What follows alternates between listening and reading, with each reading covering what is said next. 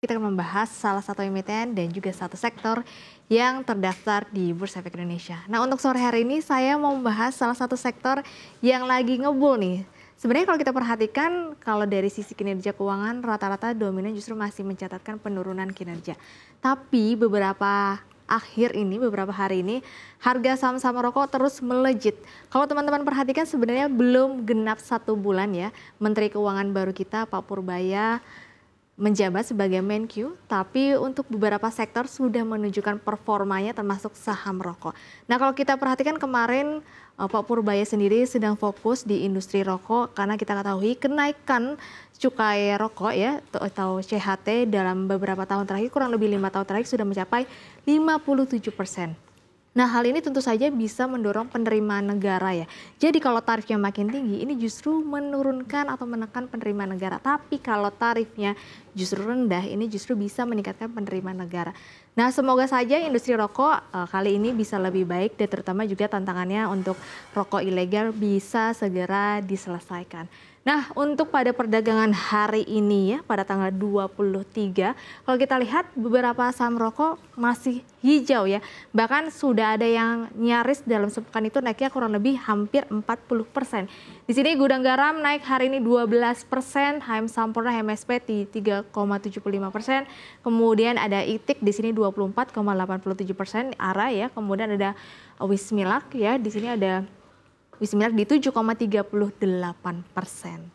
Nah, mungkin ini untuk perdagangan hari ini, mungkin kita juga bisa melihat secara performa dalam sepekan terakhir.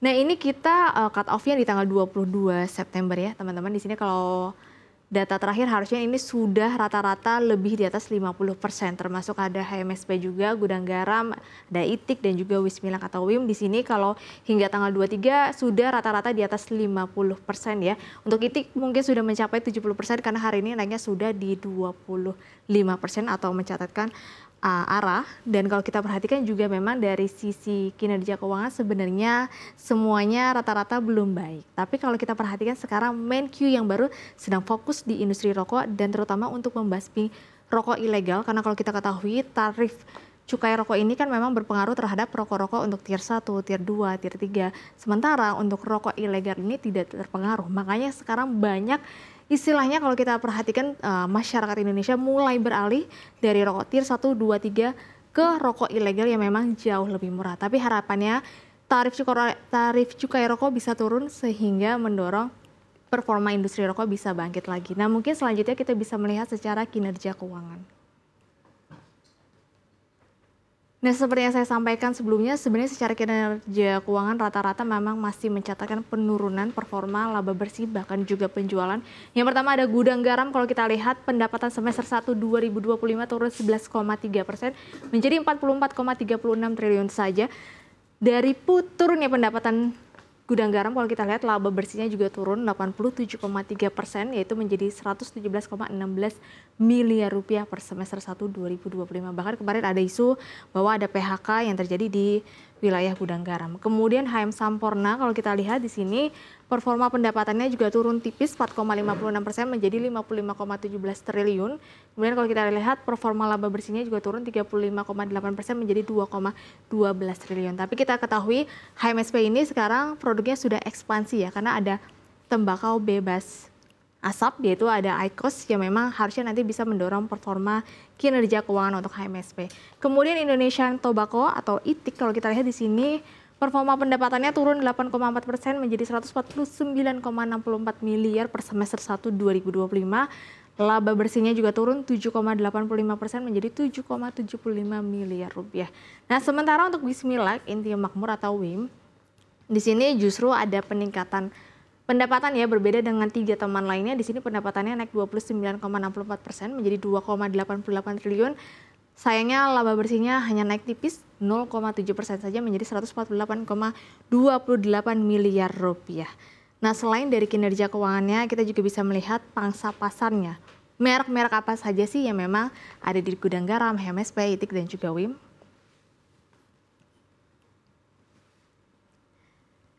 Nah, untuk Gudang Garam di sini saya mencatat beberapa merek rokok utamanya ya. Untuk pertama Gudang Garam, mungkin teman-teman udah pada tahu ya.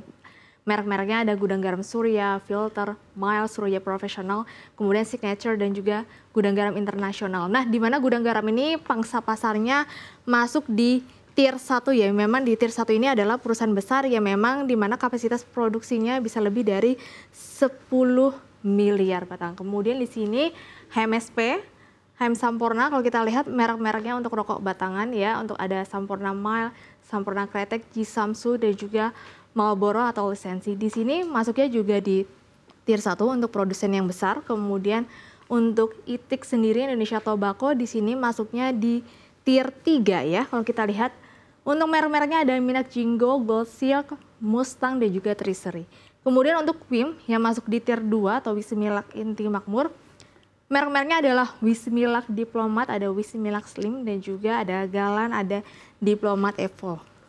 Nah, kalau kita ketahui untuk HMSP saja ya memang saat ini masih diversifikasi bisnis yaitu ke tembakau bebas asap. Mungkin teman-teman harusnya udah tahu ada IQOS Illuma, ada IQOS Club yang memang menjadi salah satu penopang kinerja keuangan HMSP ke depannya. Nah, selain dari performanya, tadi kita udah lihat secara kinerja keuangannya, brand-brandnya masuk tier mana.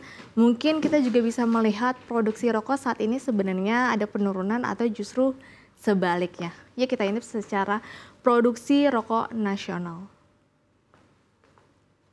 Harusnya kalau dari kinerja keuangan di semester 1 beberapa emiten sudah kelihatan ya harusnya turun.